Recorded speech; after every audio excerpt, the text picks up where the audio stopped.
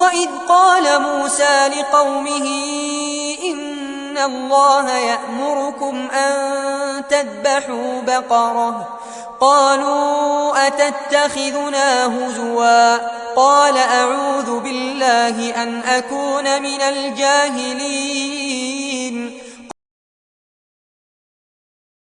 اور جب موسیٰ نے اپنی قوم سے کہا کہ اللہ تمہیں حکم دیتا ہے کہ تم ایک گائے ذبح کرو، تو وہ بولے کیا آپ ہم سے مذاق کرتے ہیں؟ موسی نے کہا میں اللہ کی پناہ مانگتا ہوں کہ میں جاہلوں میں سے ہو جاؤں۔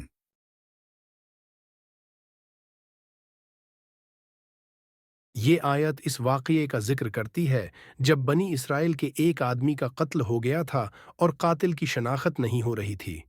اللہ تعالیٰ نے حضرت موسیٰ کو حکم دیا کہ وہ بنی اسرائیل کو کہیں کہ ایک گائے ذبح کریں اور اس کے گوشت کا ایک حصہ مقتول کی لاش پر ماریں تاکہ اللہ تعالیٰ اس کے ذریعے قاتل کو ظاہر کرے۔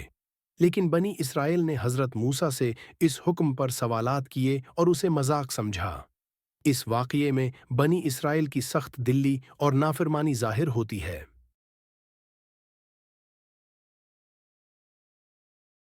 اس آیت میں اللہ تعالیٰ بنی اسرائیل کو ایک خاص حکم دیتا ہے جس کا مقصد انہیں صبر، فرمان برداری اور اللہ پر یقین کی تعلیم دینا تھا۔ جب حضرت موسیٰ نے انہیں گائے ذبح کرنے کا حکم دیا تو انہوں نے اسے سنجیدگی سے لینے کے بجائے مذاق سمجھا۔ حضرت موسیٰ نے فوراً انہیں جواب دیا کہ یعنی میں جاہلوں کی صف میں نہیں ہوں کہ مذاق کروں، بلکہ یہ اللہ کا حکم ہے۔ یہ آیت بنی اسرائیل کی جانب سے اللہ کے احکام پر سوالات اور نافرمانی کا بیان ہے اور ہمیں بتاتی ہے کہ اللہ کے احکام کو بغیر سوال کے قبول کرنا چاہیے۔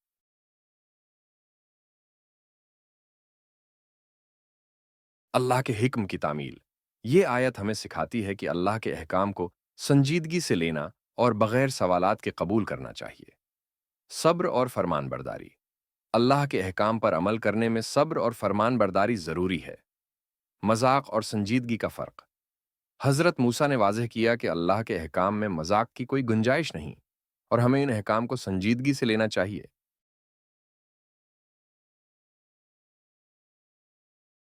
اللہ تعالیٰ کا حکم کہ گائے ذبح کی جائے، بنی اسرائیل کا حضرت موسیٰ کے حکم کو مذاق سمجھنا، حضرت موسیٰ کا جاہلوں میں شامل ہونے سے پناہ مانگنا، اللہ کے احکام پر سوالات سے اجتناب، بنی اسرائیل کی نافرمانی اور سخت دلی۔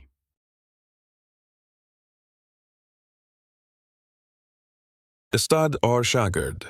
جیسے ایک استاد اپنے شاگرد کو کچھ پڑھنے کو کہے اور شاگرد اسے سنجیدگی سے لینے کے بجائے مذاق سمجھے۔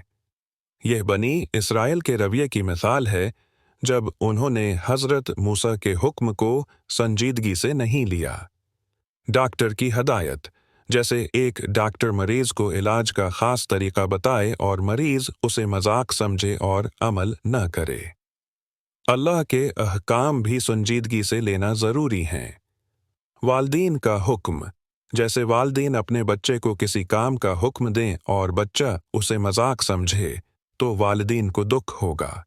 حضرت موسیٰ کو بھی بنی اسرائیل کی نافرمانی سے تکلیف پہنچی۔ ملازمت میں اصول۔ جیسے کسی کمپنی میں اصول بتایا جائے اور ملازمین اسے مذاق سمجھیں تو کام میں خلل آ سکتا ہے۔ بنی اسرائیل نے بھی اللہ کے حکم کو مذاق سمجھا۔ قانون کی پابندی۔ جیسے قانون کا احترام نہ کرنا اور اسے غیر سنجیدہ لینا انسان کو مشکلات میں ڈال سکتا ہے، اسی طرح اللہ کے احکام کا بھی احترام ضروری ہے۔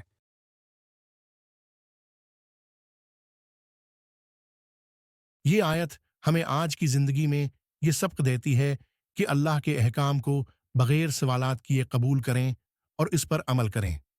اکثر ہم چھوٹے مسائل یا احکام کو مذاق سمجھتے ہیں اور ان پر عمل نہیں کرتے۔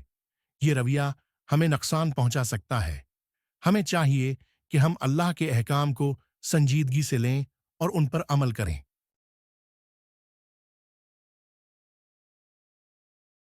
اللہ کے احکام کو سنجیدگی سے لینا چاہیے اور ان پر بغیر سوالات کے عمل کرنا چاہیے۔ اللہ کے احکام میں مذاق کی گنجائش نہیں ہے۔ فرمان برداری اور صبر کے ساتھ اللہ کے احکام پر عمل کرنا ہی حقیقی کامیابی ہے۔ اللہ کے پیغمبروں اور ان کے احکام کا احترام ضروری ہے۔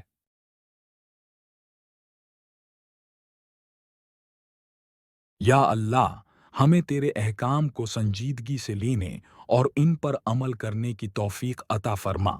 ہمیں ان احکام کو بے معنی سوالات کے بغیر قبول کرنے والا بنا۔ آمین۔ اے اللہ، ہمیں اپنی رضا کے لیے فرمان برداری اور صبر عطا فرما اور ہمیں ہر طرح کے نافرمانی سے بچا۔ ہمیں تیرے ہر حکم کو دل و جان سے قبول کرنے والا بنا۔ آمین۔ یا رب العالمین، ہمیں اپنی ہدایت اور علم عطا فرما اور ہمیں جاہلوں میں شامل ہونے سے محفوظ رکھ۔ ہمیں تیرے احکام کی عزت اور قدر کرنے والا بنا۔ آمین۔